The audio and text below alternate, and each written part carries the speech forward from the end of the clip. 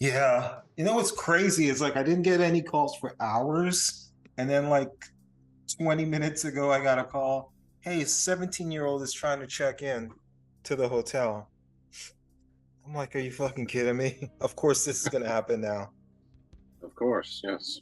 Yeah. But so how you been? Oh, pretty good. I delivered my work last Thursday, which was a great relief. But yesterday I was given another assignment, another episode. So I'm just starting that 10-day journey again. So I'm at the beginning, so things are okay. But in 10 days, I'll probably be pulling another all nighter to get it finished. Okay. Well, it's always better to be busy, right? Yeah, at least for a while anyway. I look forward to having some time off, hopefully soon. Hmm. Yeah, I hear you. Yeah, it's funny because like I've been doing a bunch of work since it's eminent that the GM thing is going to happen.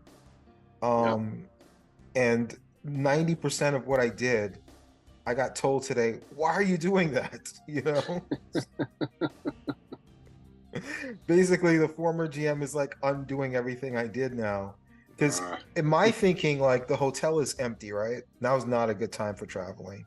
Now right, and then it picks up a little bit in like a week or so, and then it gets really empty in January, February. No one's coming to New York in January, February. So we had right, like three people in the hotel, right? At right. the one property that has 26 rooms, and like maybe like four people in the other property that has 18 rooms. So I'm thinking the hotel is empty. Why don't I just drop the rate to I'll just keep dropping it until we fill up. So we filled up Yeah. the entire hotel. Within a few days, I filled up the entire hotel. Wow. The only problem is the average daily rate that everyone was paying was super, super low because I had to keep lowering the rate so much. And I was told I shouldn't focus on how much money the hotel is making overall for the night. I shouldn't focus on the occupancy. I shouldn't focus on any of that. The only thing I should be focused on is the average daily rate. I'm like, that's insane because I'm looking at the numbers and we were going to make a couple $100. Now we're making a few $1,000s. And on this day last year and the year before, we made more money over the last few days that we would have been empty. So I'm thinking, yeah, great job by me. They're like, are you fucking kidding me? You did a terrible job. What are you doing? You're insane because the only thing they care about is the average daily rate. So I just got a reaming from that earlier today. And Wow. then while I was getting reamed out about that, I got a bunch of calls about drama going on at the hotel. So I'm like, that's why I told you there's no way I'm going to be able to shoot this afternoon because I had Right. to undo a bunch of that stuff and then deal with the daily drama at the hotel. So yeah, there was no way I was making it this afternoon. But Wow. yeah, yeah. But here we are Wow. now. Here we are Yeah. now. Yeah. Exactly. Yeah. And I'm with you. I think it's better to fill the place up and make more money than just let it sit empty. That doesn't make sense to me. Yeah, I mean, the way he explained it, I was just like, dude, I don't care about your logic. I'll just do whatever it is you guys want me to do. Because to me, like what I did made sense. We made a few $1,000s where we were going to make nothing. But Yeah. he was like, well,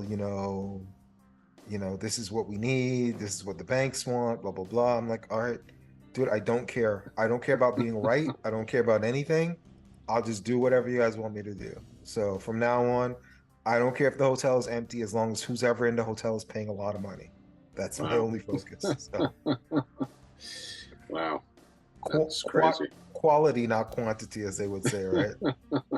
That's right. There must Yeah. be some sort of corporate thinking. We don't want anyone to get a deal. Everybody needs to pay the full price. Something Well, like I that. think there's a certain threshold they're trying to not go below or whatever. So whatever the Yeah. case is. But Yeah. yeah, whatever. I'm sure you're dealing with like stuff like that with your scripts too. Like I'm sure they're probably writing or editorial mandates that you maybe don't agree with the scripts. No? Oh yeah. Yeah. There's always stuff like that. Yeah. Mhm, Definitely. mhm. Things that don't make sense to me, and I just think, well, okay. I mean, they're the ones paying. It's their baby. So if that's the way they want it, then I can do it. But yeah, if it was up to me, I might make different choices. Mhm. Yeah. Well, speaking of different choices and people critiquing your work and writing and all of those things. That kind of leans into the movie we're going to be talking about, The Asphalt Jungle. So I Yep. believe that Howard John Huston was at Warner Brothers, where you make all those low budget crime films, and then he had signed with MGM for a two-film deal. It was going to be more if the films were financially successful, but they were only critically successful. Mm. This was the first of the two, and it was a situation where normally writers, directors have to, yield to the producer's whims of like, all right, I want it this way, that way. But it's interesting because it starts off saying it's a John Huston production, and the producer actually was, they were in perfect synchronicity with what they wanted to accomplish. So this was a point where maybe he didn't have the power to say I have final cut, but because him and the producer were on the same page, it's a situation where they kind of did have final cut. He did have final cut in a way, and it's a typical, you know, A-level effort from John Huston. A lot of his films deal with completing some kind of mission or some kind of quest, and in completion of that, these characters that you're following end up evolving, or they end up it ends up being a more of like a self, them finding themselves rather than them actually accomplishing the mission. One of my favorite Houston films is The Treasure Sierra Madre, which I think exemplifies what he tries to do in all of his films. That's kind of like the peak of what a lot of his films try to accomplish. And then another one of my favorites is The Maltese Falcon, which I previously reviewed on my channel. But this is right up there. Not as good maybe as those two, but close. Yeah, those two, the Maltese Falcon and Treasure of Sierra Madre, those are two of my childhood movies. Movies my dad showed me on TV, and I just love them. And I think they're amazing. I think they're basically perfect movies. I can watch them anytime. The Asphalt Jungle, I don't know as well. I'm sure I saw it many, many years ago, but I could only remember vague things about it. I couldn't really remember any details. So that's one reason why I was looking forward to seeing it again now, because I really feel like I should know it better. And it is a good movie, but I'm not sure if I like it quite as much as those other two. Yeah. Yeah, this is interesting. I kind of had that same feeling as well. I'm like, I must have seen this movie before. And I went into it thinking, all right, this is like my second time seeing it. But as I'm watching, I'm like, I don't remember a single thing I'm watching on screen. Did I really see this movie before? You know? Yeah, But in a yeah. way, I've seen this movie dozens, maybe 100 times. Why? Because it follows the same plot structure of all of these caper slash heist movies. It's the same Hmm. thing. All right, here are these characters, they have their flaws, they're down and out. Okay, here's this situation where, listen, I got this plan, but I need a team. And then the team comes together, and then each of these team members are kind of flawed, and they're going to be self-destructive. They pull off the heist or the caper, something goes wrong, people start getting hurt or killed or snitching or backstabbing, and it just follows the same formula. And even at the time when this came out, I'm sure it was very formulaic, but this came out in 1950, so you're talking about almost 75 years ago, and it's still that same formula, whether you're watching a movie like Inception, or Across 110th Street, or Heat, or you just name your favorite movie that involves some kind of a heist, you're going to find the similar beats, whether it's from the 70s, like Across 110th Street and it's blaxploitation, or it's a big budget Christopher Nolan Inception, or whatever film you want to think of, or Heat, which inspired The Dark Knight, and countless films that follow this formula. And I think this does a good job of not just, following the formula, but also expounding on it and making you care about the characters, which is, I think, the most important part of a film like this. If you don't care about these characters, then you're not going to be as invested in, like, when things start going wrong, oh my God, like that tension is, you wish that things are going to go right, but because of their flaws that they're doomed just because they're not capable of getting out of their own way. Yeah, I think this movie must have been fairly influential because as I was watching it, I sort of had that feeling of, oh yeah, I've seen this before, like particularly the heist stuff, where it's like, oh yeah, this is like every movie I've seen since then, where there's been a heist with all the complicated things that need to be done. And of course, I also couldn't help but think of something I mentioned once before, which is an SCTV sketch called Maudlin's 11, which is actually a direct spoof of Ocean's 11. But it's very much a heist story, and very similar in the sense that there's all these people involved and they've got to do different things. And anyway, I just couldn't help but think of it.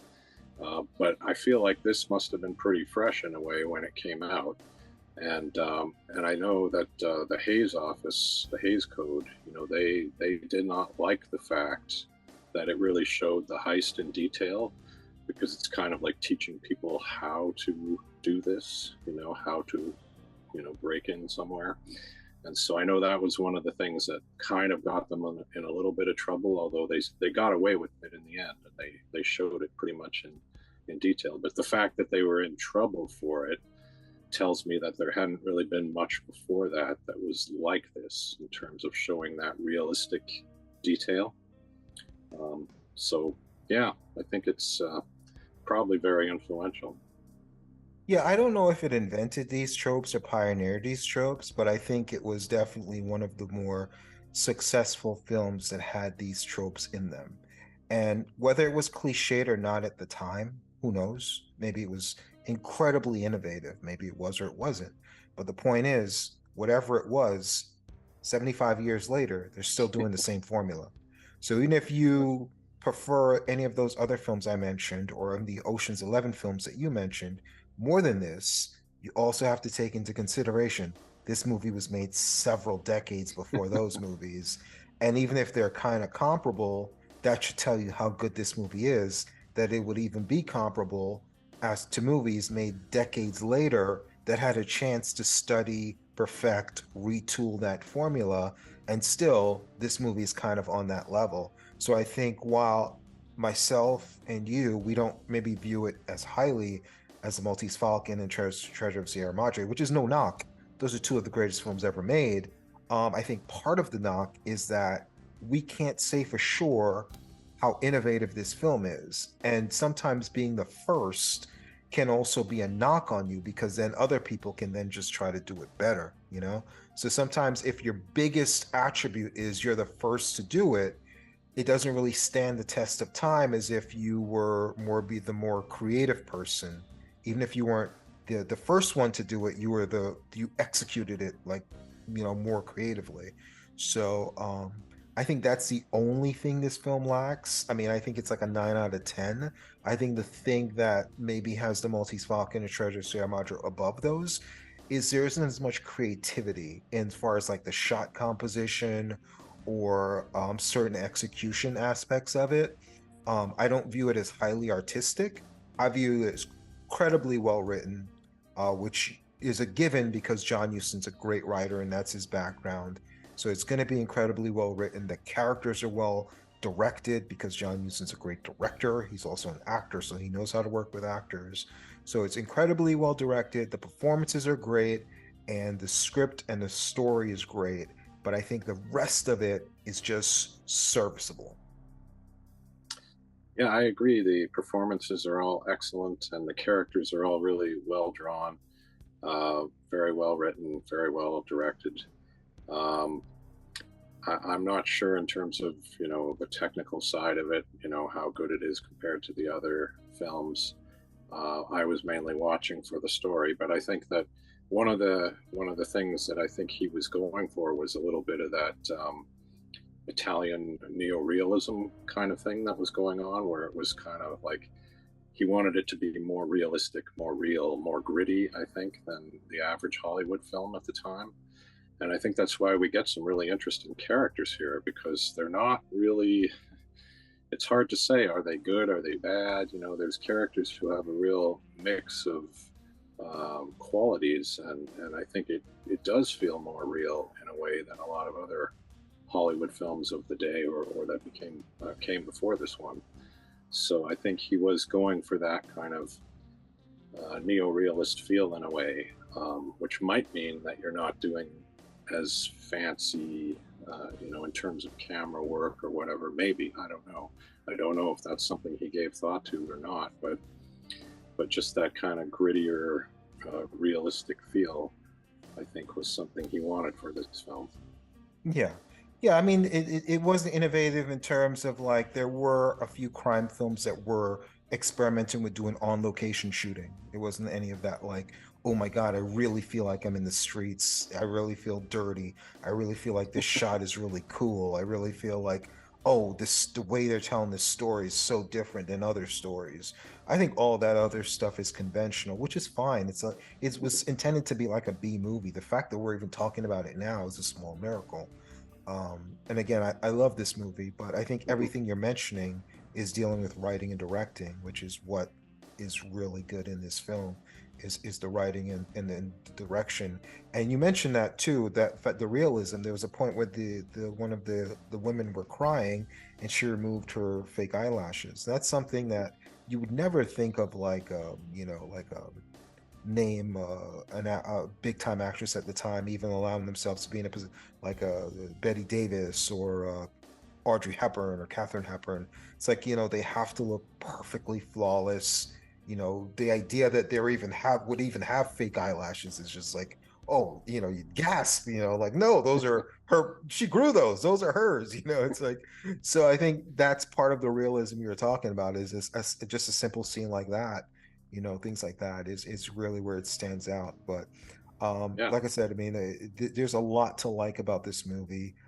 Sterling Hayden, not your typical lead, and I think you would say that's another thing. It's like, who is really the lead of this film? It's Hmm. very much an ensemble thing. You start off with like one character, you end with other characters. I guess Hayden is kind of the character that pulls it together, but there are large stretches of the film where he's either not in it, or he's just kind of along for the ride in the scenes. Like, he's not pushing the scene along, he's just kind of standing in the background, literally standing in the background of some of the bigger scenes in the film. So it's definitely, storytelling wise, it's definitely follows a lot of the characters and a lot of the different journeys. And the fact that it was close to 2 hours long at a time, I guess this was 50, so it's around the time when films started expanding in length, and maybe some of the other studios did have longer films. But typically, you're talking about from the 30s to the 50s, where there wasn't a lot of films that had third acts. So kind of when the climax happened, the film ended. Especially with the action, crime, noir, gangster films, they generally ended, at the climax. And then they just did a quick wrap up where it's like, all right, all the bad guys went to jail or got killed, and the cops were writing, blah blah blah. So the fact that this had that extra time to really develop the characters and really like make it flesh things out, I think was incredibly unusual, and it also benefited the film a lot as well. Yeah, for sure. And I think you're right. It is kind of an ensemble piece. It doesn't feel like we're following one character, although we do kind of start with Sterling Hayden and we kind of end with him. But yeah, he's not quite. I don't know. He doesn't feel like he's at the center of it for a lot of the film. I think you're right. He's there, but he's just one of the characters.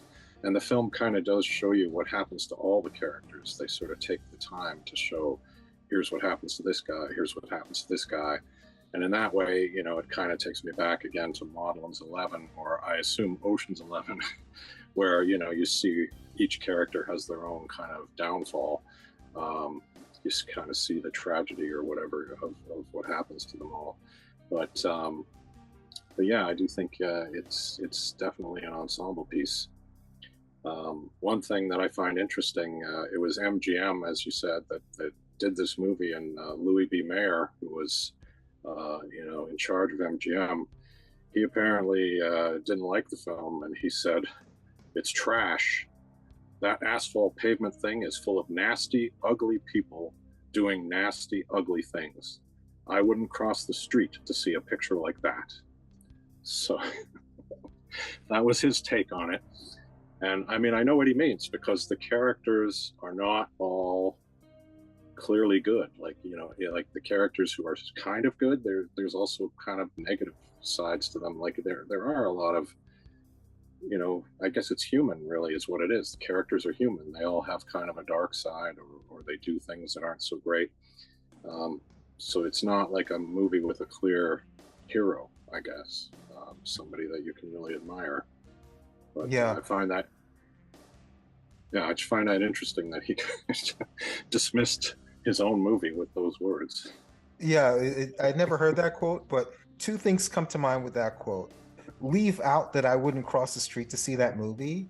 And that quote, aside from that, the end part, makes me want to watch. If I heard something about a movie, like I'd be like, where can I watch this movie? And you know, how soon can I see it? You know, he's actually selling the movie with a lot of what he's saying, aside from the fact to say you wouldn't cross the street to watch it. But that's an incredible quote. A.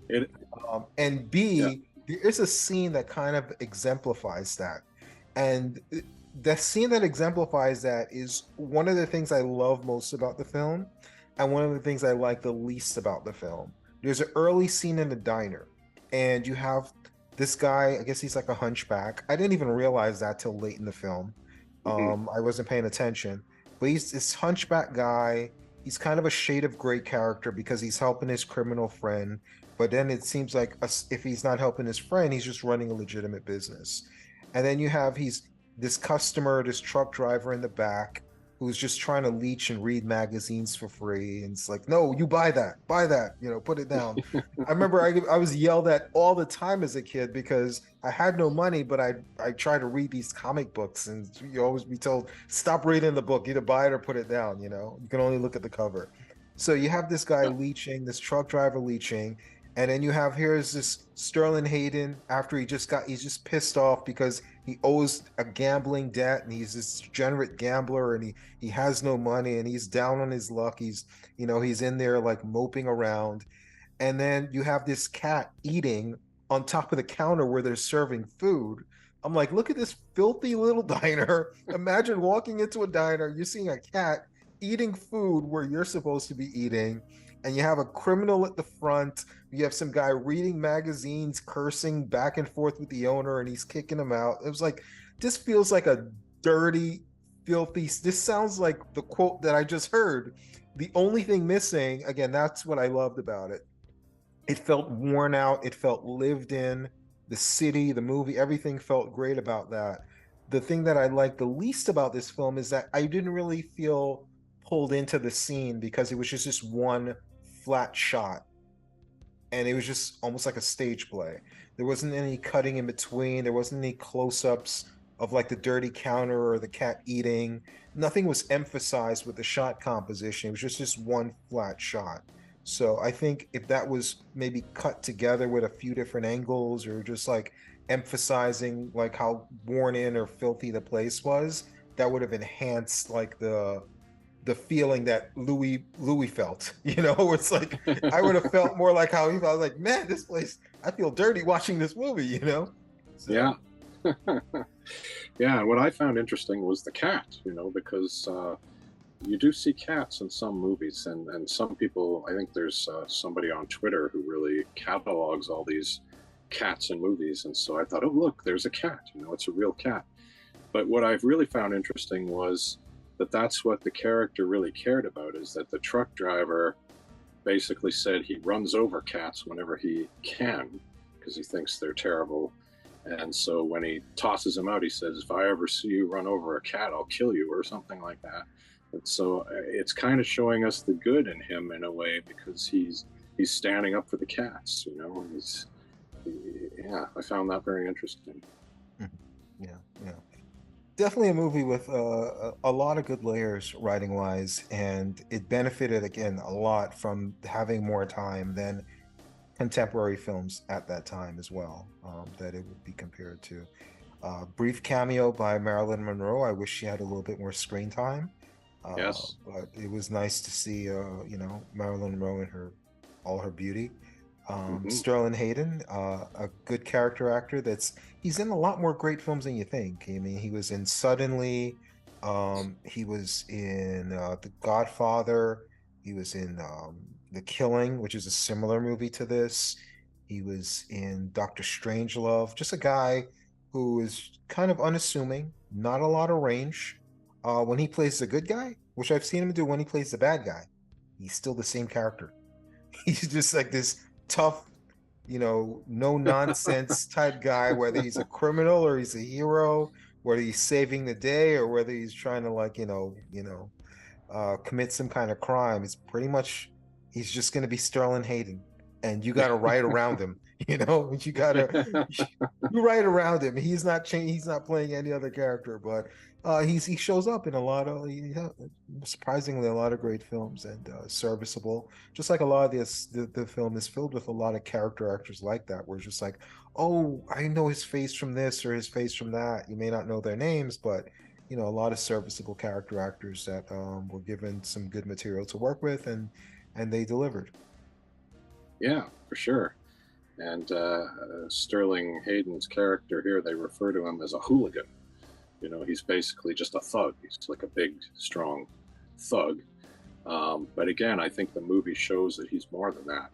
They give us more. They show us that he's not just a thug. But yeah, he's a big, imposing guy, and he's scary.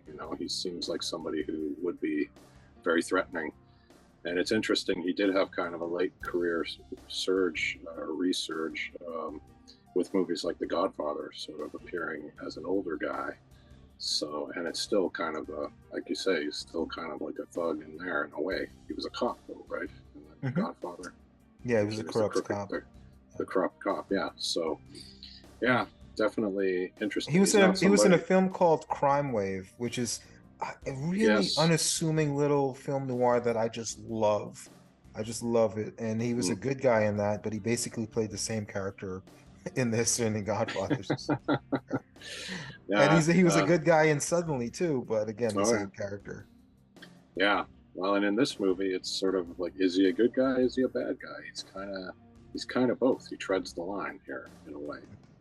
He's ultimately, I guess, a bad guy because he breaks the law, but in some ways, he's kind of a good guy.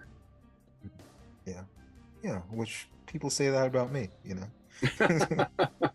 Wait a minute, did I just admit to breaking the law on this podcast? Yeah. Apparently, yes. I'm shocked. I'm scandalized. Okay, we could wrap. I'm sorry, you want to add more? Well, I was just going to say, fortunately, there's no Hays Code today, so you can break the law today and still have a happy ending. But I think at that time you couldn't. And that happy ending is a double entendre, I'm assuming. Well, I guess it could be. Because while I'm having the happy ending, I technically breaking the law, right? So I think so. Yeah, I think you would be. Yeah. Unless I'm in Nevada or something. So, but yeah, we'll wrap it up there. Definitely a highly recommended film. It may not be the all-time classic that a few of his other films are, Huston, but this is definitely a classic. Definitely worth seeking out. And again, you may watch it thinking, oh, I've seen this stuff before and I like the way it was executed better because it's modern actors, modern acting styles, it's bigger budgets, it's not black and white, it's glossier, it's all these other things. But you have to think like context matters. This was made almost 75 years ago, and it's you're still relating it to films that are big successes now. So put into the proper context, it's historic, it's memorable, it's a fun watch. Yeah, I agree. And the only thing I would add is that perhaps if I had seen it earlier in my life, maybe it would be something that I would love as much as the others. I don't know. But even though I do think I saw it at some point, much like you, I couldn't remember anything really. So it's, I think I need to see it again. I think I need to watch this movie again. And it's a good enough movie. I definitely will. Yeah, it's maybe not quite as much of a classic as the others, but definitely well worth watching. Yeah, I mean, if this is one of your first caper or heist films you saw, I think you're going to have a huge affinity for it because you'll be like, oh wow, this is so cool. And then when you watch modern movies, you're gonna be like, oh man, they're just ripping off this, this Asphalt Jungle movie. Let me go on Twitter Yeah, and tell everybody, hashtag cancel this, like this movie is like ripping off the Asphalt Jungle. You can go up on your high horse, your soapbox, and just spew knowledge to people. Listen, let me drop you some knowledge, wisdom, and understanding. Yeah, you may like these movies, but I can tell you about a movie that was made way before that you never heard of. And you can be that guy that annoys people with your film knowledge, like the rest of us on this podcast, me and yourself. So, but yeah, yes, yeah, definitely a good time. yeah, for sure. Yeah, I'll be seeing it again in the future for sure. So the Asphalt You're not going Jungle. to go on for 20 minutes and then say, now to you, like last time. Well, we'll see. We'll see what happens. I'm gonna feel it out as I go. So That we'll was see. hilarious, We'll see. man. I thought you were gonna just do the whole movie. Then you're gonna say, then the credits rolled. Any thoughts? I think I was, aiming for 3 chunks maybe, but I'll do a few more this time. A few more. Please, please. So the Asphalt Jungle. We open with a police car driving through the streets while a voice speaks over the police radio.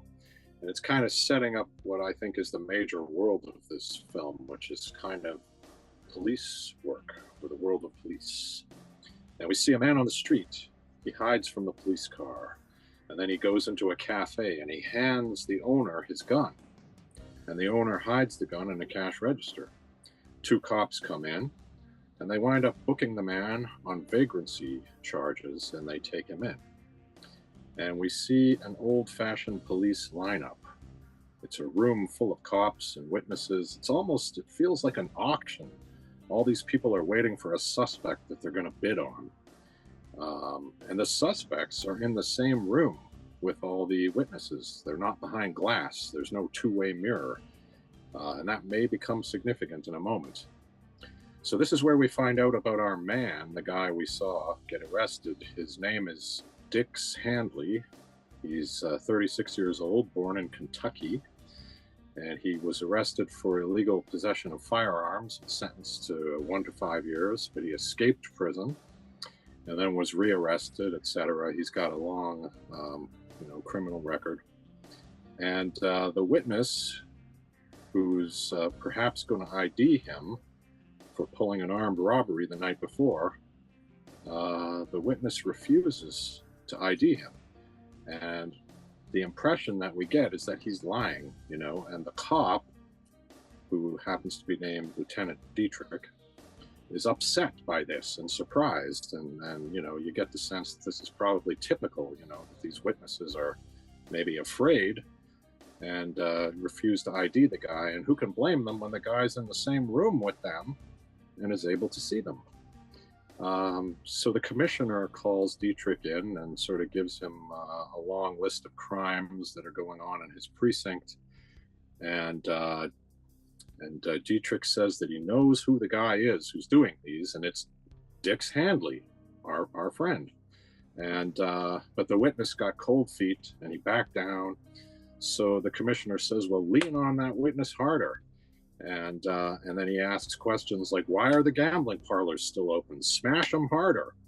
And it seems to me like the commissioner is almost condoning police violence here, or police brutality. He's like, just, get more violent with these guys, do something. And hand in hand with the fact that they bring him in for vagrancy, which is kind of a trumped up charge, the impression I get here is that the police may not be entirely noble or above board. And I feel that this is our kind of introduction to this world. What do you think about that? Yeah, first of all, let's go to the name of our lead character. Dix Handley. It sounds like Dick Handy or something, or like I don't know. It Yes, sounds like does. maybe a play on words, or maybe like an inside joke or something, but a masturbation joke or something. But yeah, this kind of plays into what a lot of 80s films would be. So I grew up probably in like late 80s, 90s, watching like a lot of action movies. And they would have these like weird name. I think even The Simpsons made fun of it once too, like Max Powers and like, Strong Armly or something like that. Maybe this is Yes, where it started. Movies like this, where it's just like you can't just have like a regular name for your tough guy. The tough guys always have to have tough guy names. And if you didn't know this yes. guy was a tough guy by the fact that like, his he's scraping his skull as he walks into a door, because he's so tall and so brooding. Just the name alone, Dix Handley says it all. So it's a seedy world. He's a seedy character. I think the tone is beautifully set. They set up Lieutenant Dietrich, which I thought was going to be a more prominent character, but he disappears for a while and then comes back at the end. Which again, this movie's longer than other films at its time frame, almost 2 hours, so it had time to do things like that instead of just being a nameless, fameless character. They give you time to set him up a little bit. So when he comes back at the end, it's like you have certain feelings for him, either good or bad, but at least you feel something when you see him on screen. So yeah, I like the setup so far. I'm intrigued and I want to see more. For sure. And we learn right away about a character named Doc Erwin Riedenschneider. And we learn this from the commissioner, who's still kind of giving shit to Lieutenant Dietrich here because apparently this Doc guy has just been released from prison. And Dietrich and his men were supposed to be watching him, keeping an eye on him, and Doc managed to give them the slip. And so he's missing now. They don't know where he is. The commissioner's mad, and he wants Dietrich to fix this situation. And then from there, we actually get to meet Doc as a cabbie drops him off. And what I find really interesting is we don't see his face right away. It's really kind of an interesting moment. The car kind of cuts off his face from our view, and then he turns and walks into the building, and so we're seeing him from behind. And we follow him a long way, and he goes to a door and he talks to someone, and he's kind of a shadow, and we don't see him at all. And then finally, as he's waiting for somebody to come out and talk to him, he turns back toward us and kind of walks toward us, kind of pacing around. And so we finally see his face. I found that kind of a really interesting introduction of the character. And so he winds up meeting with this guy, Cobby, who we learn very quickly is a bookie. And Doc is pitching him on an idea. But Cobby is not really interested until he figures out who Doc is. And then he gets excited. So Doc has a plan for a caper that will earn $500,000, but he needs $50,000 up front to sort of operate. And Cobby doesn't really have that kind of money, but perhaps a guy named Mr. Emmerlich does. And Doc knows that Cobby can connect him to Mr. Emmerlich. So that's this sort of section here. What did you think about this? Yeah, so I was fascinated with the Doc character, and it kind of, like I said previously, I grew up on kind of like 80s and 90s, movies and TV shows and such. So while these movies are a little bit older for me in terms of like having a direct influence on me, I think these movies had an influence on the people that made the movies and TV shows that I watched. Because here you have this Doc character, short, unassuming, polite, smart, and then you got the muscle that's behind him in Dix Handley, And how many like TV shows or movies or cartoons have you seen where you have this mastermind, unassuming bad guy and this big brooding guy that's the muscle? Speaking of 80s action movies, Thunderdome, Mad Max, Master Blaster, and just like countless other things you can think of where you have this quiet, like polite, unassuming guy, but he's very dangerous. His mind is dangerous. And I'll just beat him up. No, but he's got this brooding muscle behind him. So I like the dynamic that would later develop with him and Dix. And I like this character. I thought his character was interesting in that he wasn't like a tough talking or he wasn't intimidating. He wasn't what you would expect, but he works. Yeah, I like him a lot too, and I would call him kind of the gentleman bandit or something like that. He's kind of the very gentlemanly good guy in a way. He just happens to be a bad guy. And we'll see over the course of the film that he actually is very reasonable in a lot of situations. Very He's pragmatic. yeah, and again, the idea that are these guys good or are they bad? He seems like kind of a good guy most of the time. But we'll talk more about that as we go.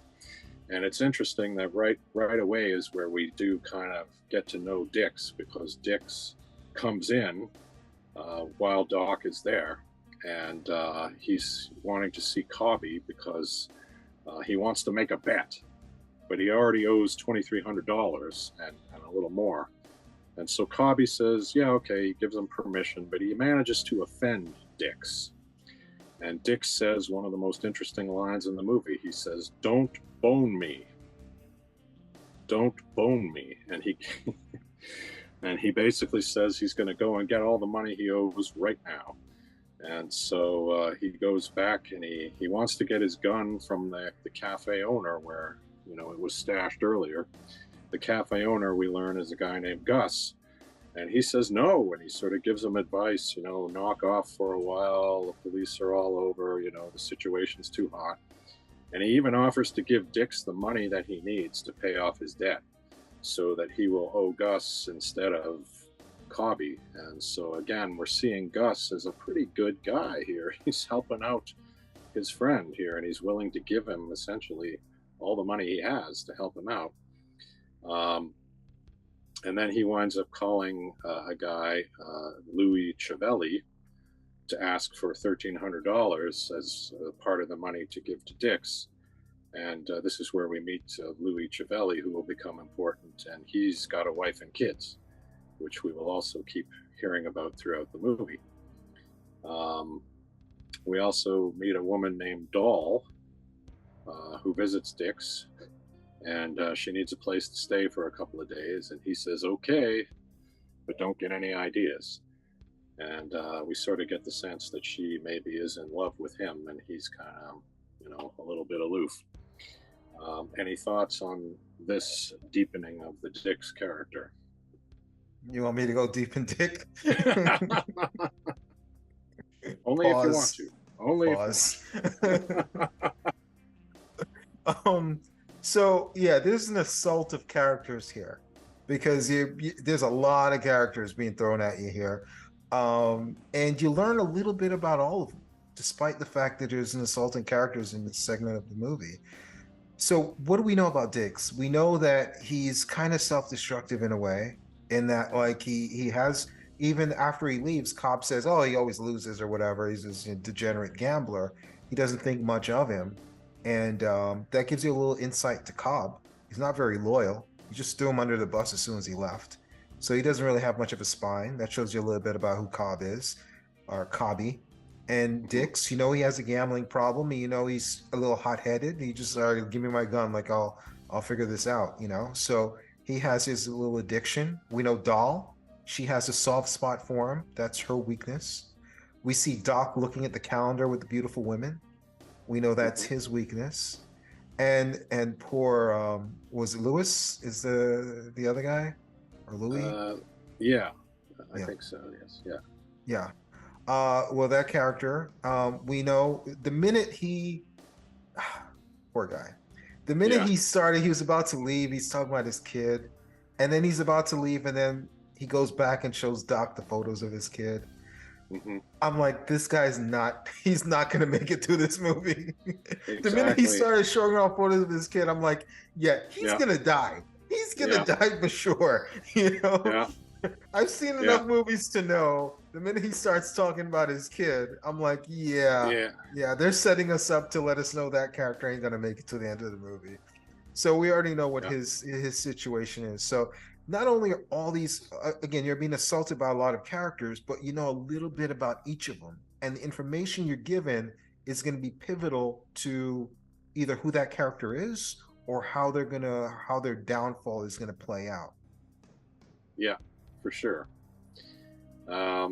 So then from there, we get the plan as Doc pitches Emmerlich with Cobby. needs $50,000. They need a fence or maybe 2 or 3 fences to sell the jewels when they steal them. They need 3 guys, a boxman, a driver, and a hooligan. And Emmerlich offers to look into selling the stuff himself, instead of going through a fence. You'll make more money. Let me do it. Let me look into it. And then we meet Emmerlich's mistress, who is Marilyn Monroe. She calls him Uncle Lon, and very good performance, very good character. Emmerlich calls his private detective buddy, Bob Banham, and he sends him out to collect debts that are owed to him so he can raise the $50,000 to pay for this heist here. They owe him $100,000 total, so he figures he can easily get the money. Any thoughts about this? Yeah. So we see Emmerich, and his attitude is kind of weird because you're thinking, oh, here's this big money guy, and he says something odd. If he's the big money guy, they're talking about $500,000. And when you talk about $500,000 you're going to be making, and you only got to pay this one guy $50,000, like, why is he volunteering to do it himself? Generally, these big money guys keep their hands clean. They don't do things that are like, hey, I manage a hotel, right? Sometimes I have to do stuff like unclogging toilets and things like that. I'm going to be the GM soon. But I'm not going to say, hey, like, you know what? Instead of me hiring a housekeeper, why don't I just clean the rooms? Yeah, it's like you wouldn't expect that. I mean, you can do it, but you wouldn't expect it. It's like, wait a minute, aren't you busy doing other things? Like, wouldn't you hire someone with, delegate, like, why would you get your hands dirty? For me, literally, but for him, figuratively, when you could just, what's $50,000? You're the money guy. You're going to be making all this money. So his behavior was kind of peculiar there. And then, his henchman, definitely shady, definitely someone who you think is gonna play into the film with his attitude. Like, this kind of tough guy. There's another tough guy in this movie. You kind of had a feeling these tough guys are gonna have some kind of a showdown. That's how these Yes. things typically play out. So you kind of saw. Yeah, let's you kind of anticipate a showdown with him and Dix a little bit. And of course, as you mentioned, Marilyn Monroe, in a very small role, but she certainly is not your typical film noir. She doesn't have the acting chops for that, but she certainly does well in this very limited role. And it's good to see a young, very beautiful Marilyn Monroe in this film. Yes, for sure. And so then Dix talks about his childhood and a horse and the family farm and how it all goes bad. And it's his dream to sort of buy back the family farm someday. He also talks about losing all his money on a horse, and he figures that, well, his luck has to turn one of these days. He pays Cobby back the money that he owes, and he once again says, "You boned me."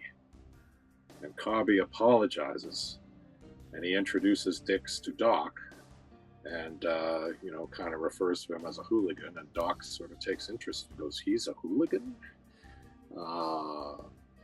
So then Doc sort of talks about the fact that he's heard that Emmerlich is broke, and Cobby says, "No, that's not true." And then Lieutenant Dietrich comes in, and he kind of goes out again, and he says, "I didn't see anybody." And then he kind of says to Cobby, "You're going to have to stand still for a raid." Cobby kind of argues with him, and so they wind up saying, "Okay, well, you close up." And so basically what we're kind of learning here is that Lieutenant Dietrich is on the take. He's not a clean cop, whereas in the first scene, he seemed completely above board and very concerned, and we kind of felt sorry for him because things are going wrong. But it turns out he's on the take, which puts a whole new slant on the fact that the gambling parlors are still open and he's not smashing them hard enough. Doc comments that he doesn't trust cops. He says, "Experience has taught me never to trust a policeman, just when you think one's all right. he turns legit. Any thoughts on any of this? A lot of foreshadowing here. A lot of Yes, foreshadowing. indeed. Dix with the horse. Yes. First of all, it makes you empathize with him. He's not just a Yes. degenerate gambler. You kind of know where the gambling is coming from. He's just desperate to get back to the past and get back that house, get back to a better time in his life, maybe mentally, maybe it's metaphorically he wants it, not just Yeah. literally. And the gambling and losing his money on a horse, wanting to get back to the farm with the horses. It's just a lot of foreshadowing, a lot more insight to his character. And again, with Doc, about a bad cop going good, foreshadowing there. The dynamic with Yes. Cobb and Dietrich, where it's just like, Yeah. hey, Cobb kind of has the upper hand when Dietrich is dirty, but when Dietrich turns clean, then the power balance kind of flips. While he's dirty, he's kind of at the mercy of the criminals. When he's clean, he's kind of at the mercy of the law and his superiors. So you kind of see there's a lot of foreshadowing with a lot of stuff going on here.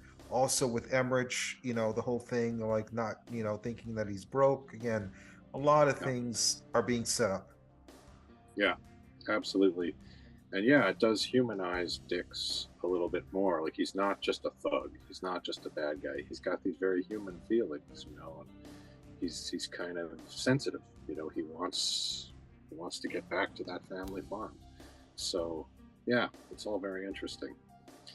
So from here, the private detective Bob Bannum comes up empty. Emmerlich is upset, and he confesses that he's broke and he needs a way out. He's desperate. And he basically convinces Bob to help him double cross the others. And he basically suggests that they're going to steal the gems and they'll split the proceeds 50-50. And yeah, so this is where things are really starting to turn. And the team is put together. Louis Chiavelli, the man with the wife and kids, he's the box man. He's going to be the guy who opens the safe. And Chiavelli, he suggests Gus as the getaway driver, Gus being our diner owner, the hunchback. And then Doc asks about Dick's Handley, for the hooligan, because he's met him in the office a couple of times and he kind of liked him, and so they say, okay, sure, why not? At this point, Dahl moves out of his place and moves in with the girlfriend, and she gives Dix the address where she will be. And then they plan the heist, and Doc asks Dix about Emmerlich, and he admits that he doesn't trust him, and he wants Dix sort of prepared in case things go wrong. And when we see Emmerlich, he's packing suitcase, his passport, everything. And his wife wants him to stick around and play cards and spend time with her, but he says, no, I gotta go take care of business. And so that's when we're about to move into the next section. Any thoughts on all of this? Yeah, thank God the driver he recommended was a character that was already set up for us. Exactly. Or we'd have more characters and more introductions and more backstories and more foreshadowing. So yeah, it just so happens that Gus, a character we already saw, happens to be someone he recommends to be the driver. But aside from that, that plot device there, a lot of interesting things going on, a lot of layers being added to what is already a pretty layered film as we're already watching. So not only do we have the typical scene where it's like, all right, we're planning out the heist. You do this, it's a scene you've seen a lot of times in a lot of movies, either legitimate movies or parodies of these movies, but it's a scene you've seen a million times where they plan it out. You do this, you do that, this guy does this guy does that, and all the whole plan's going to come together. And then we get a snag in that plan where we have betrayal. So it's not just the anticipation of, is it going to go down? Is it going to go down without a hitch? Like, is something going to go wrong? But we also have, even if it goes right, then there's this, this other layer of betrayal that's going to happen to once this the heist is over. So it gives you more anticipation. You're anticipating the heist going down and what's going to happen after the heist goes down with this betrayal.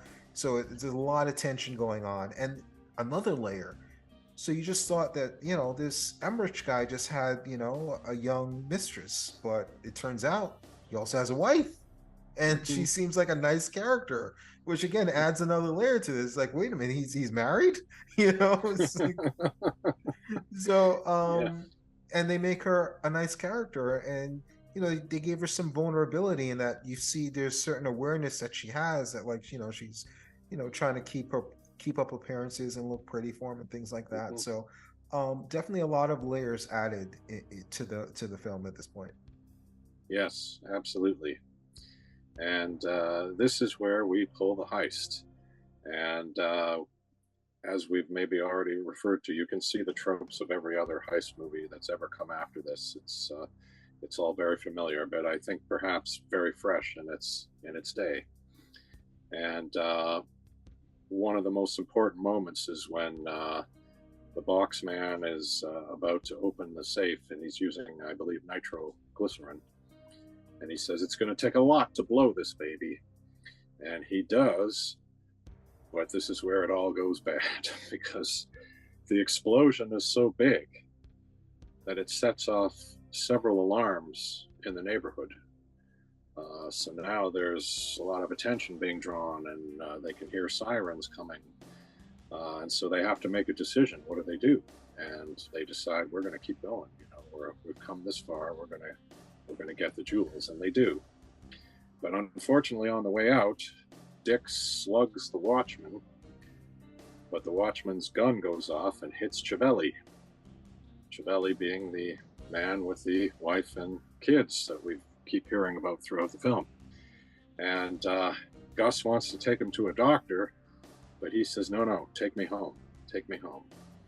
So Doc and Dix go to Emmerlich's place, but they see through Emmerlich's attempt to stall them, and realizing this, Banham kind of goes rogue and he pulls his gun, and there's a bit of a standoff, and he winds up getting shot and killed by Dix, but Dix also gets shot kind of in the side. It's a flesh wound, it's not too bad.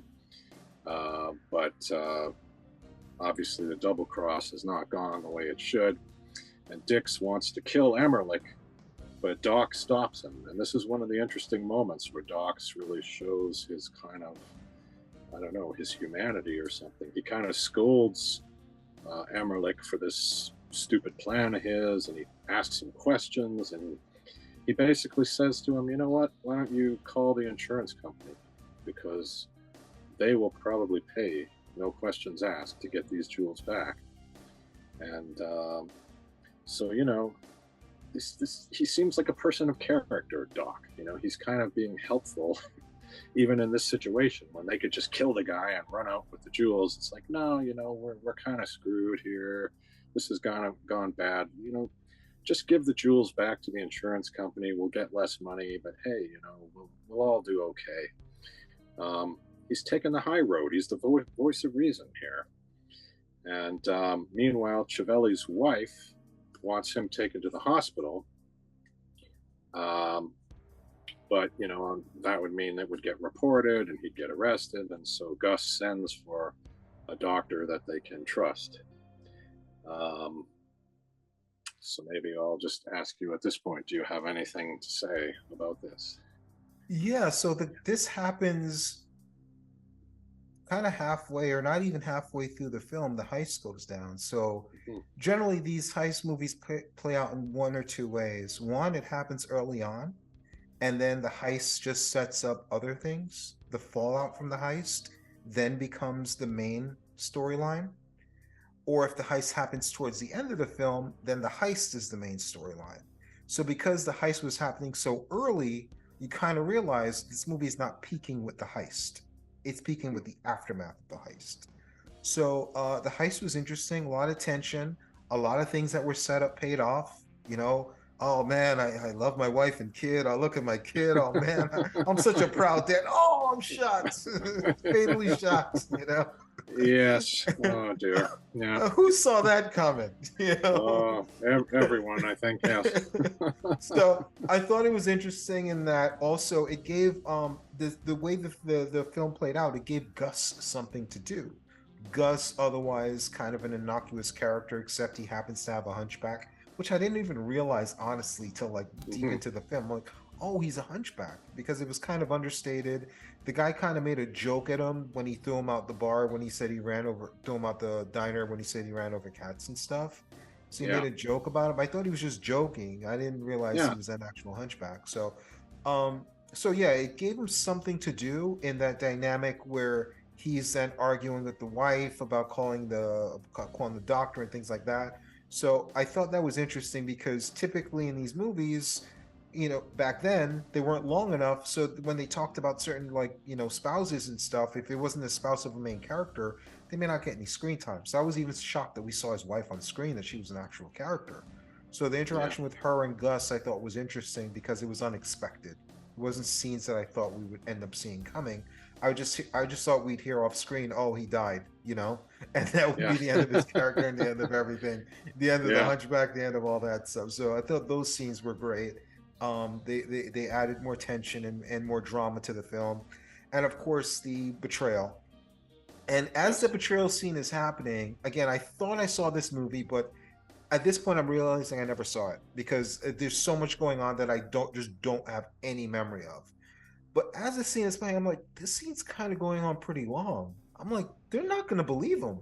If they were going to believe him, this scene would have ended already. So it's like the longer he Yeah. keeps saying, yeah, and then the more he keeps having to explain himself, I'm getting the sense that like, oh, like shit's gonna go down here and now. Like this isn't gonna Yeah. be a betrayal they find out later, they come back for revenge. I'm like, no, this is gonna play out now, how long this scene is playing out.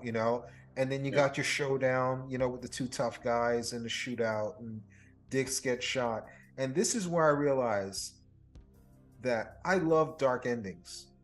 Like for me, growing up, some of my favorite movies were like those 1970s, I think they were the 70s, might have been the 60s, Shaw Brothers films, Mm. those kung fu films, because they would always end and most of the time the hero would die at the end. And it's like it was so different from every other thing you see where it's just a happy ending.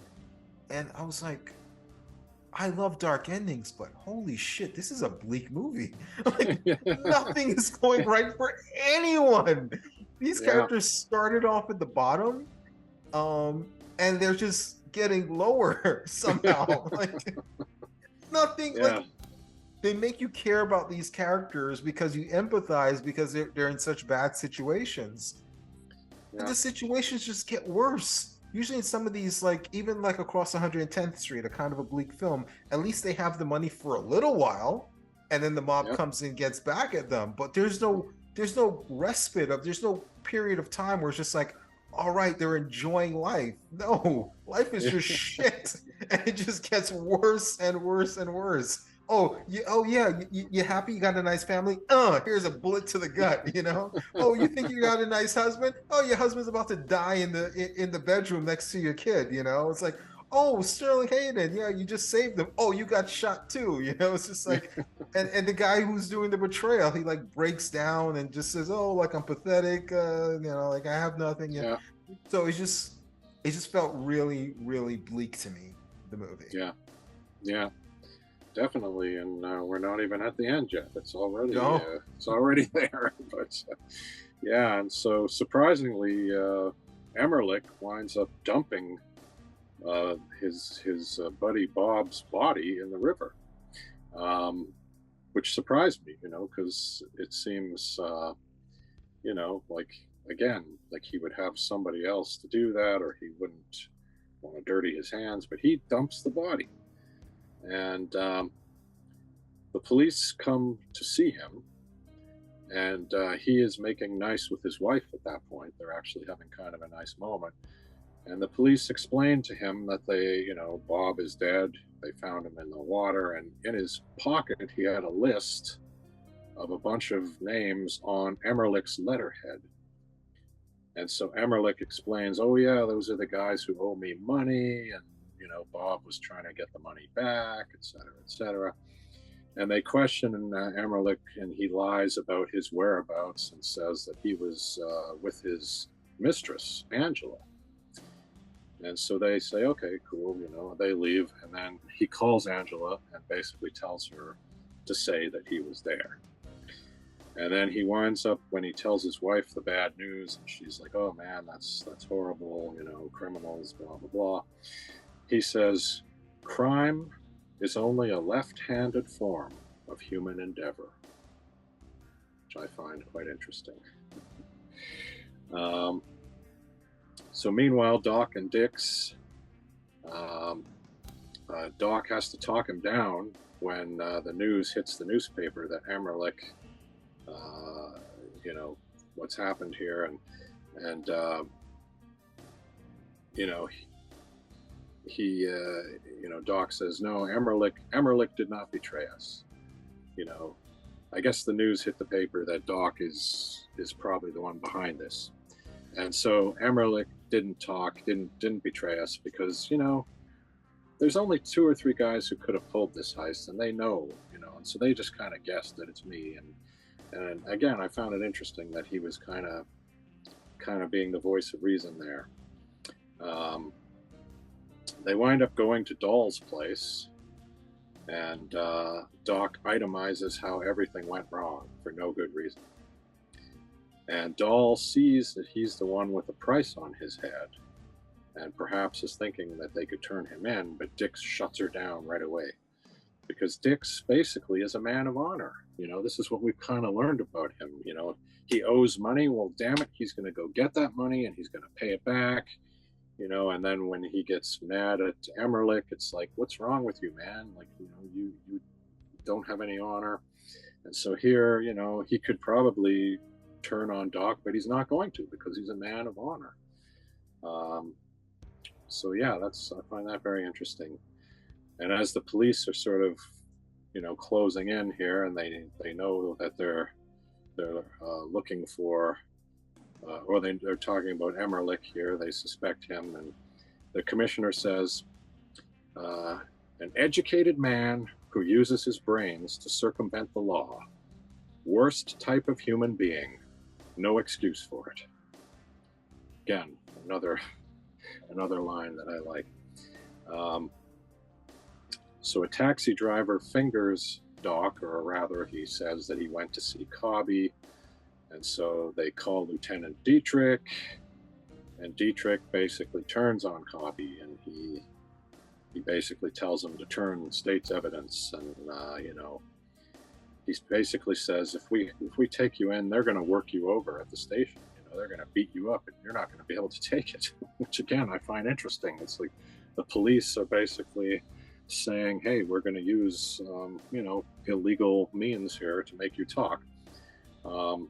He also says the commish is out for blood, the commissioner, and it's not going to be mine. Cobby threatens to talk about Lieutenant Dietrich, and so Dietrich beats Cobby, and Cobby basically breaks. Thoughts? Yeah, definitely interesting segment. It definitely shows you the character of Dix. He even gives Doc $1,000. It's like, not only is he not turning him in, he's giving him money. So Yes. they were going above and beyond to make Dix look like a good guy at this point. I was like, yeah, I could see him letting him go, but then giving him giving him money too. It's like, man, you really want us to side with Dix, don't you? Obviously Dahl, I mean, she is a good girl. She's just mixed up with this, and she loves Dix. A lot of women love Dix. So Indeed. But yeah, I mean, yeah. So definitely a lot of interesting. Again, Doc, very pragmatic guy, very even tempered, doesn't go up or down. Just he's kind of just like level headed the whole time, just trying to figure out, all right, what do we do now? Like, all right, yeah, this is the hand we're dealt. How are we going to deal with it? Speaking of hands being dealt, you also have an interesting sequence where you have Emmerich playing cards with his wife on the bed, and it cuts then to Dix and Doc, and Dix playing cards on the bed. So kind of like mirroring those two scenes as well. So definitely some interesting things done there. The drama again, high tension, a lot of interesting things going on, and yeah, we're about to hit our climax. Yeah, we are. We're getting close. Absolutely. That's what she said. Yeah. Yes. All right, so let's just stop right there because we just have a minute and a half, and then we'll come back and wrap it up. So next, Uncle Lon tells Angela that they'll go away together. But unfortunately, before they can, the commissioner and some of the cops show up, and they tell him that Cobby has signed a confession. And Emmerich sits down and reads it while the police try to convince Angela to tell the truth about, the alibi that she gave to Emmerich. And when he's done reading the confession, he basically tells her, yeah, go ahead, tell the truth. And then he asks if it's okay if he goes and calls his wife. So they say okay. So he goes into the other room, and then he writes a note to his wife, but then he tears it up, which I find very interesting. He wrote her a nice little note, but then he tears it up. And then he shoots himself, kills himself. So I find that very interesting. It's, there's a lot you can say about this character, being a sleazy guy, being a bad guy, but there is something classy about this ending where he kind of tells Angela to tell the truth, make sure she's not going to get in trouble, and then he seems to be wanting to do something for his wife, and I feel like even killing himself, it's almost like he's somehow doing something that's going to make things better. I don't know. It's hard for me to articulate it, but I find it very interesting. So then the police go and they try to arrest Chevali, but they discover that he's actually dead, and there's basically a funeral in progress. And they picked up Gus as well, as he was phoning, and he warns the others that trouble's coming. So then in Dahl's apartment, Doc reads about Emmerich's suicide, and he basically says he was a fool. He would have only gotten a couple of years. And this is the moment where Dix winds up giving him $1,000, and then Doc offers to give Dix some of the jewels, but Dix says no. He just wants to go back home to Kentucky. He doesn't even want anything. And Dix offers to find him a gun, but Doc says no, and he kind of gives us his philosophy of not carrying a gun, which makes perfect sense. If you carry a gun, you wind up murdering a police officer. You're kind of screwed, but if you don't have a gun, well, you just get arrested. No problem. So then Dahl gets a car, but she insists on going with Dix. And, again, we really get the sense that she's in love with Dix. And he kind of looks at her and he says, I don't get it. I just don't get it. So I'm not sure if he doesn't get that she loves him or if he just doesn't understand that she loves him. So Doc persuades a taxi driver to drive him to Cleveland. They stop at a roadside diner where Doc becomes entranced by a pretty young woman dancing to jukebox tunes. And he watches her, but the cabbie tries to get him to leave. And so this is a moment that I find very interesting here. What do you think about this moment where he winds up giving her some nickels so she can play the music? Is this a kind of a sleazy moment, do you think? Or is he just kind of being kind in this moment? So you want me to comment on the recap you've done so far, or just this particular scene? Well, you could do the whole recap. Yeah, I feel if I don't, I'm gonna Yeah, lose your synopsis and lose where I'm at in the for movie. sure, for So sure. as far as Emmerich goes, I it's pretty interesting because you kind of felt the minute he heard that knock on the door, he knew what he was gonna do. Hmm. Just the way he reacted to it, he was just kind of like monotone, and when he was talking, he was kind of emotionless in dealing with everything. It's just like he saw his fate and he just accepted it because he was more emotional early on in the film, especially when he explained to Bob about his situation and how he's broke.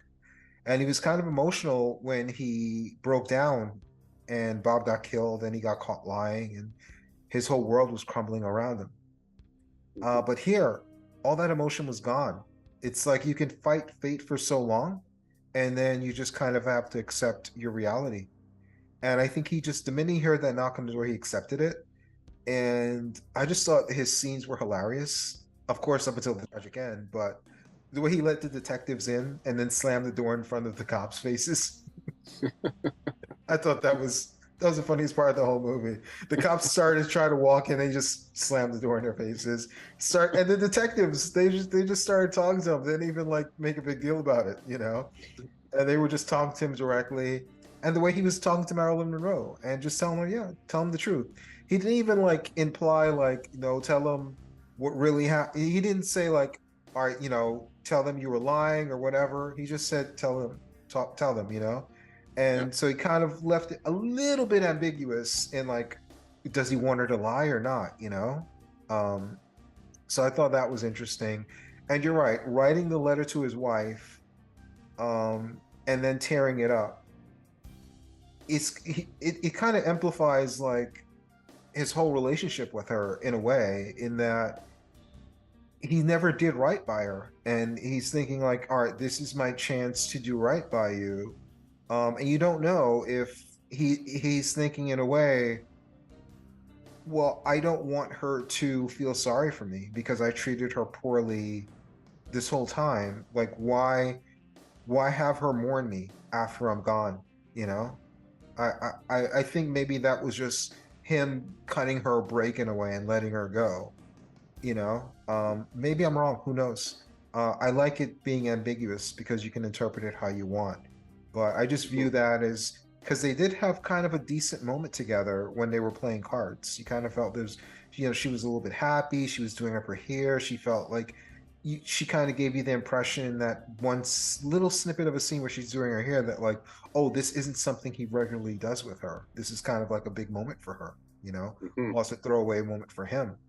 So and then I thought it was interesting, but I kind of saw again, I didn't remember this movie. I don't think I seen it honestly.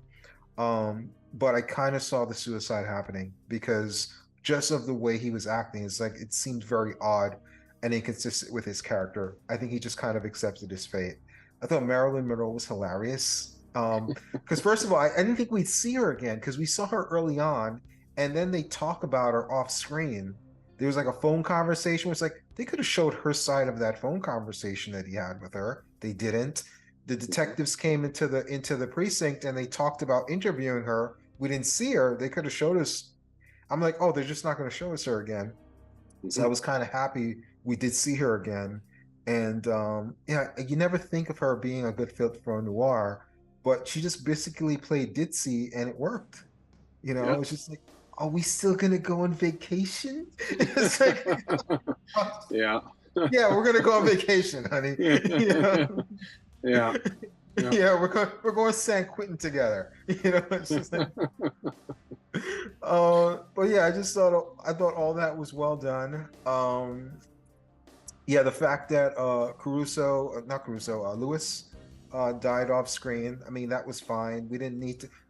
That story was told the minute he got shot in the shootout. We didn't need any more. I think the other scene of just showing the wife and Gus interacting was enough.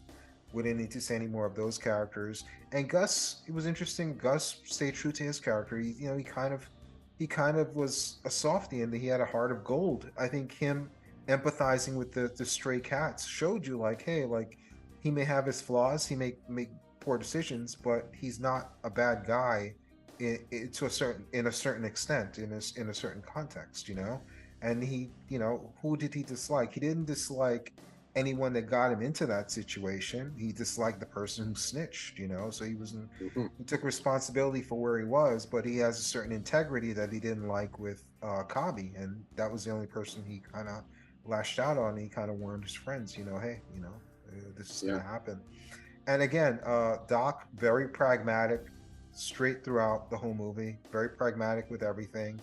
And we finally get to his fate at the end. And Yes. the scene where the girl is dancing, and that does play off because we saw him with the calendar early on, flipping through Hmm. the young girls. So yeah, I mean, if this movie were made today, maybe without censorship back then, he's more like a Epstein, you know, Jeffrey Epstein, where you know, this perversion for young girls. Yeah. Maybe that's it. Maybe he's not just this innocent guy. Maybe he has his dark side to him, you know. Um, Yeah. some of the Yeah. worst criminals, they're completely nice. Like serial killers, when they get caught, you know, and they interview the Hmm. neighbors, he was always such a nice guy. But then he was Yeah. eating people, you know, inside his killing people and eating them, you know. So it's like Yeah. it kind of plays out kind of like, you know, I think he does have a dark side, and maybe he is into pedophilia and young girls and things like that. But this was just their way of telling it in the 50s. Yeah. Well, that's what I was wondering. Like, is he? Because he's been pretty likable all throughout. And then this moment is the one where you kind of go, well, what's he doing here? Like, like when he just gives her the nickels, if he had just walked away, I would have thought, oh, he's just being kind. He's giving her the nickels. But he sits down and watches her dance, and the camera is almost leering at her. Her body is kind of really approaching the lens of the camera. And is that supposed to be his POV? And is he lusting after her? Like, what is going on there? I find it very interesting. And I do wonder, are they trying to give us an undercut to his character? We've kind of liked him all along, and now there's something a little weird going on here. I don't know, but yeah, it's very interesting. And so, meanwhile, there are police who are watching through the window. They're watching him watch the girl through the window, and when they come out of the restaurant for the whatever, yeah, the restaurant, they kind of Diner. I talk think it to was a diner. Yeah. diner, yeah, diner. Um, the policemen stop him, they talk to him, and they wind up finding the jewels in his coat and arresting him. And he says, "How long have you guys been out here?"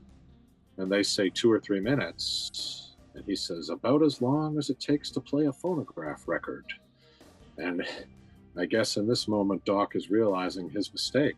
He took the time to sit and watch the girl dance for one song. And had he left, maybe the police wouldn't have seen him, wouldn't have stopped him. Maybe he would have gotten away. So, kind of an interesting moment. So meanwhile, Dix is, he's apparently losing blood, and he passes out at the wheel of the car. And so Dahl takes him to see a doctor, and the doctor is going to report this gunshot wound, even though she lies and says it's a car accident or something. But he realizes what's going on, and he kind of gets out of there. They leave. Then at a press conference, Lieutenant Dietrich, we find out, is in jail, and he's going to be tried. So I guess they know now that he was a corrupt cop. And the commissioner says it's not anything strange that there are corrupt officers in police departments. The dirt they're trying to clean up is bound to rub off on some of them, but not all of them. Maybe 1 out of 10, or sorry, 1 out of 100. And so then he kind of demonstrates, he turns on the police radio, and he shows how many calls are coming in, and he basically is saying police are overworked, they're trying to get to all these places. And he says, suppose we had no police force, good or bad. The jungle wins. The predatory beasts take over. So is he saying that bad cops are better than no cops? Is that what he's saying in this moment? Um, and then he notes that 3 of the 7 suspects have died, and 3 others are arrested and in jail, and there's only one still on the loose. And he's a hardened killer, a hooligan, without any human feeling or human mercy. And I find this very, very interesting and very affecting. It kind of reminds me of a movie that will come much, much later called Unforgiven with Clint Eastwood. Because at the end of that movie, we kind of get the sense that his character is completely unforgiven. You know, he's sort of seen as this terrible, nasty person, you know, no redeeming qualities. But we know different because we've been watching the movie and we've gotten to know him. And I feel that that's kind of where we're at here, is that we've gotten to know these guys, and it's not just dicks. He's talking about dicks, and certainly we've seen Dix as a human side, and he has this sort of you know, philosophy or whatever you want to call it, where he's a good guy, you know, and he's not going to do wrong, even though he's a criminal. And so I guess I might as well go on to say here that this Dix basically proves him wrong in this moment, because he, you know, he sort of continues on until he gets to, I guess, where he came from, and we see that he's arrived at the farm that he wanted to get back to, and he runs out into the field and he winds up collapsing, and Dahl sort of runs off to try and get help, and horses actually come and sort of seem to be nuzzling him or checking him out, and that's kind of how the movie ends. But I think that in this moment we're seeing the humanity, you know, of this character. So the commissioner has just said, you know, he has no human feeling, you know, and here he is, he's doing something very human. He's trying to get back to his childhood. He's trying to, you know, he definitely has human feeling. But I think that all the characters do, you know, and you're going to see Ciavelli with his family and how he cares about his family, and Gus with his kindness and his generosity, and even his hurt feelings. You know, when the wife kind of says something nasty to him about being a hunchback, and he kind of says, hey, you know, no, that's just the way I was born, or whatever he says. And you can kind of see that he's definitely human, you know. And Doc, again, as the gentleman bandit, who always seems to be the voice of reason.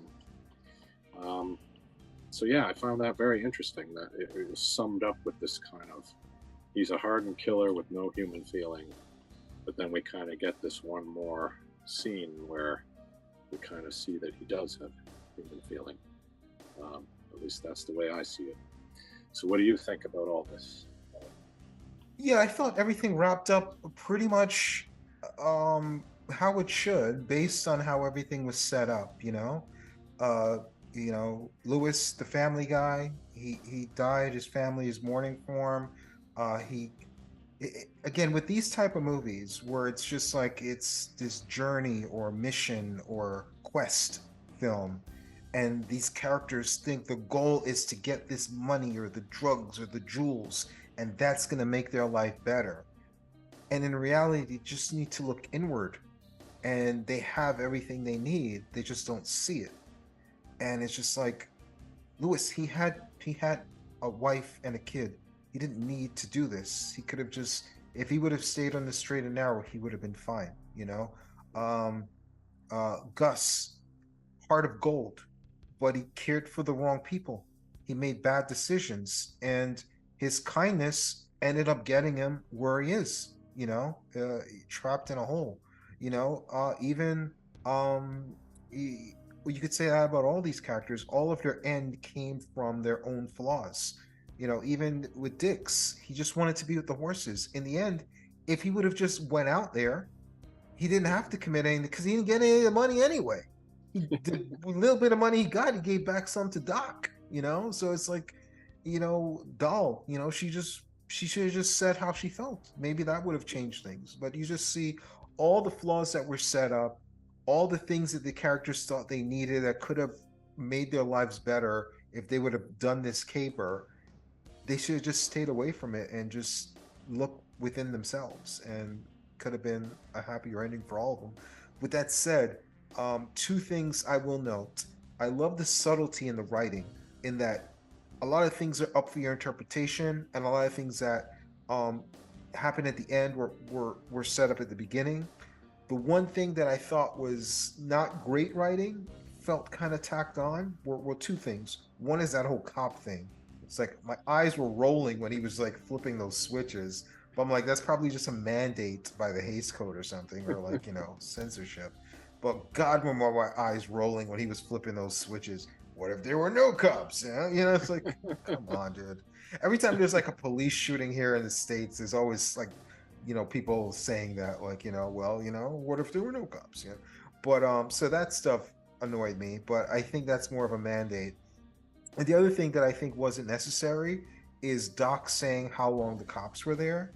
I thought the story told itself, and it was kind of implied that if he didn't watch the girl dance, then he would have gotten away.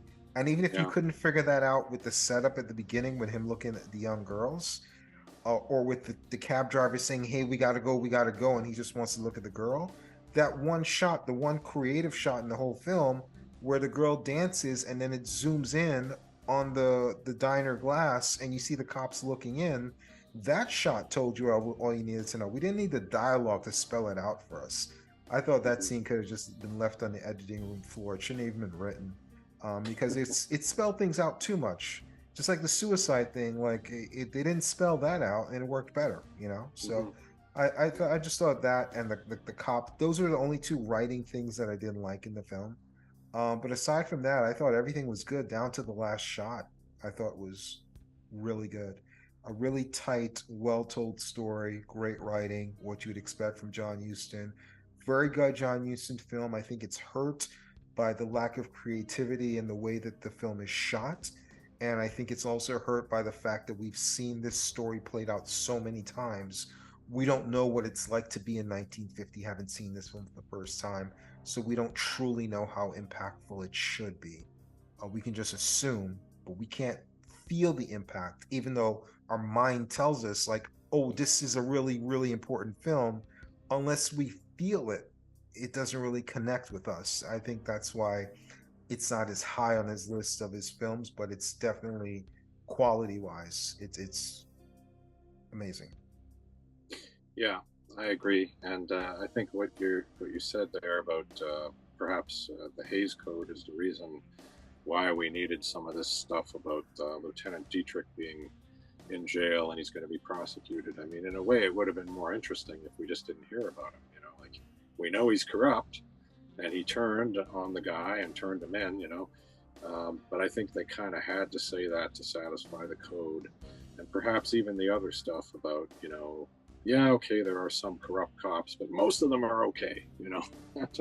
And what if there were no cops? And I mean, my only question is he saying it's better to have bad cops than no cops? I mean, it kind of seems like that's what he's saying there, and I'm not sure that that's really something that should be said. But in any case, yeah, it was very interesting ending, and yeah, I really liked the movie. And like you, I feel that I saw it before, but so much of it was just brand new to me. So I'm not sure if I actually saw it before. Maybe I just saw a part of it. I don't know, but definitely worth seeing, and I will be watching it again in the future. I think it's really good. Yeah, absolutely. Okay, so we can wrap it there. So do you want to squeeze in one other noir before the month is out? I think we might as well. Why not? Did you have something in mind? No, I was trying to remember what we were talking about. I think. Dude, there's so many noirs we could do, Oh, man. I know, I know. There's so many noirs.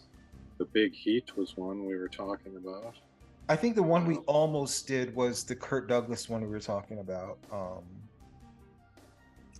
Remember, I was like, yeah, Out of the Past. Out of the Past. I think we were talking about that Yes, yes, one. yeah, And then I think we also mentioned Rafifi, but that technically may not have been a noir, but it's also a caper film, and we kind of just yes, did a caper film, so maybe not. yeah. In fact, I was reading that Rafifi may have been greatly influenced by this film, actually. Yeah. Interestingly enough. That is actually a more famous caper film than this one. Yeah. Yeah, a lot of people talk about it. Yeah. For sure. We definitely need to get to it at some point, but I don't think back-to-back caper films work. No. So, I mean, we could do a neo-noir, but I think you mentioned, like, for Noir-vember, it's probably better to stick to the 40s noirs. So, I mean, I wouldn't mind seeing something like either I've only seen once or that, like, maybe I haven't seen. So I think I maybe seen Out of the Past once or twice. Same thing with The Postman Always Rings Twice. Same thing with Double Indemnity. Those are movies I haven't seen a lot. We could do A Touch of Evil, but I've seen A Touch of Evil a million times. It's one of my favorite movies. Yeah. Did you have a preference? Well, not really. I mean, those three you just mentioned are all good choices. I think I've seen Double Indemnity more than the others. I think Out of the Past, I haven't seen. I've seen it once for sure, but don't remember the details. So you know that would be fun. I think to do that one. You want to? It doesn't matter. Yeah. Well, why not?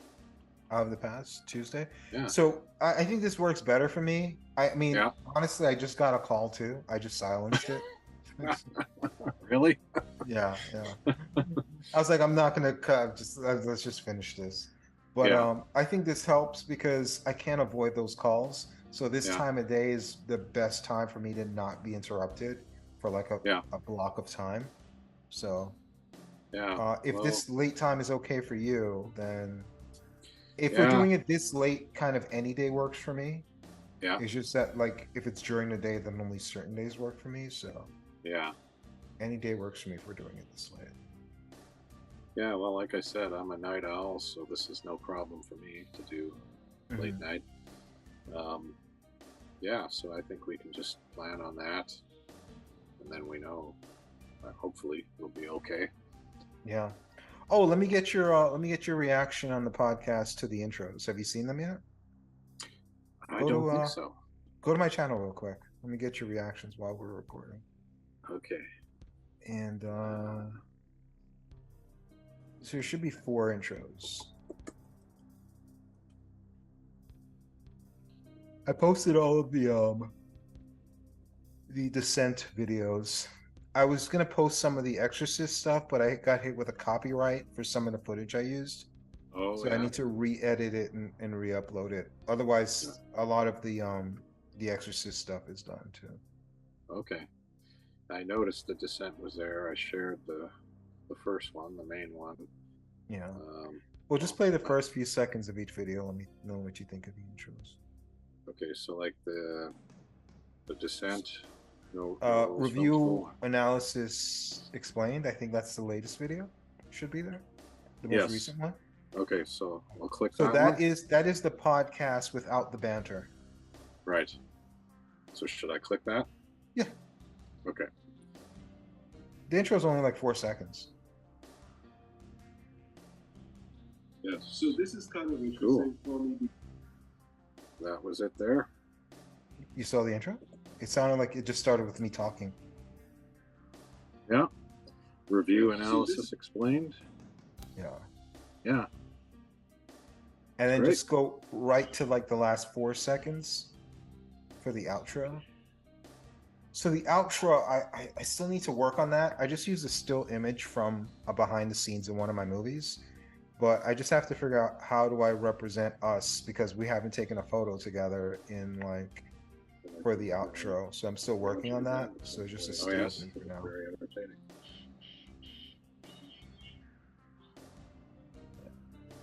So I just have to figure out like what kind of like photo or image or video works best to represent our podcast. So I'm just using that still for now. Yeah, that looked great. Okay. The next one is exploring. So this is my section. Exploring, yes. Well, you saw how the water stamps is on the video too, right? The water stamps? Like... Yeah, how the exploring Yes. So this is graphics kind of stay on the Yes. interesting screen. because Yes. after watching this, I don't think Yeah. I like. Yeah, that's good. I like it. Exploring. Hang on a sec. Mhm. So exploring.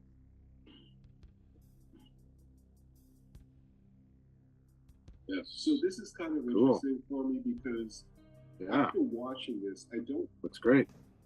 Okay. And So then rewind, that is your section. Rewind. The long section.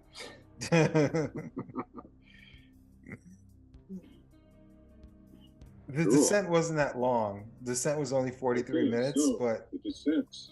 your section Let for me start. The Exorcist is over like an hour long. Yeah.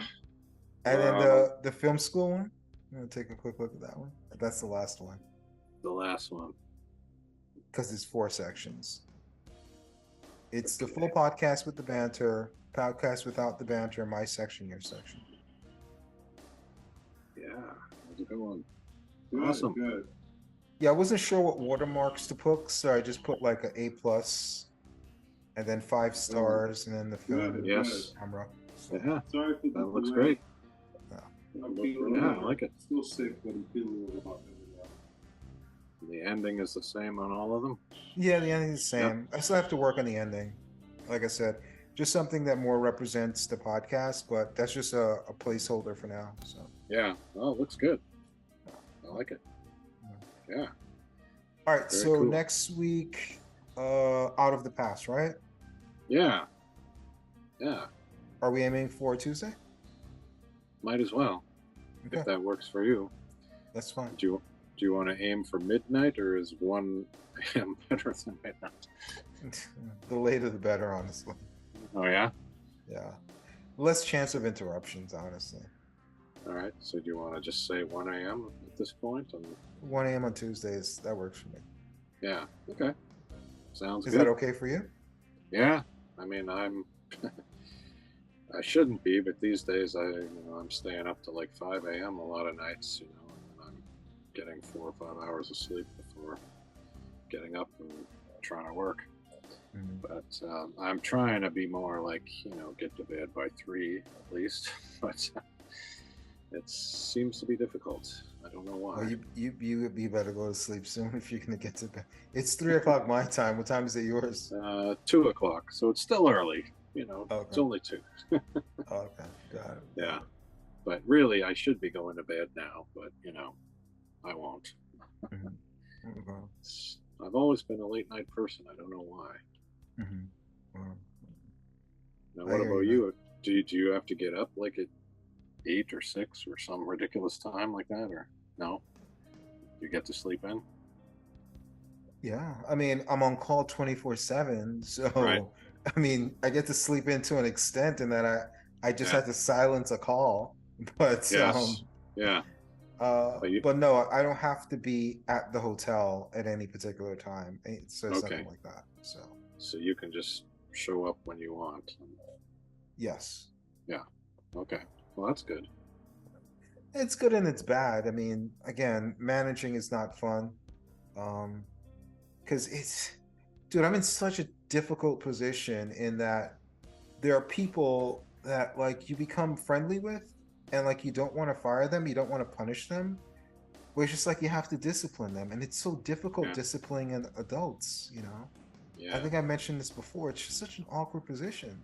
It's just like if we were doing this podcast, right? I'm like, and then I have to say, you know what? Your segments are too long. I have to punish you. It's like, Yes. Well, you should it's like feel how free. many times do we have to go over your segments being longer than one full podcast? I'm just joking. Yes. Well, you should feel free though to say, "Hey, let's make these shorter." No, feel- I just use that as a joke. Yeah. I just use that No, to no. tease I you. I understand, but I am trying to be a little more efficient. No, But- I think, and you tried being efficient during the descent, and it worked out horribly. Yeah. You just powered through like the first 50 minutes of the movie. I'm like, what do I say? Yes. I think it just kind of is what it is. And part of me doing 4 sections is to break it up a little bit so people can pick and choose what they want, you know? Yeah. But I just think unless we change the format, this is just what it is. I think it's fun. Yeah. Yeah. Oh, okay. Yeah. And I think part of it. Unless you want to change anything, you can always speak up. But that's just like the situation. I'm kind of being pragmatic, like Doc. Yeah. You know, Like not yes. not a pedophile like Doc, pragmatic like Doc. Yeah, that's And right. I'm like, all right, this is the situation. It's going to be a long podcast. What are you going to do? You're going to fight it, or are you going to deal with it? Yeah. So my way of dealing with it is cutting up and having all the different sections. You know. Yeah. So.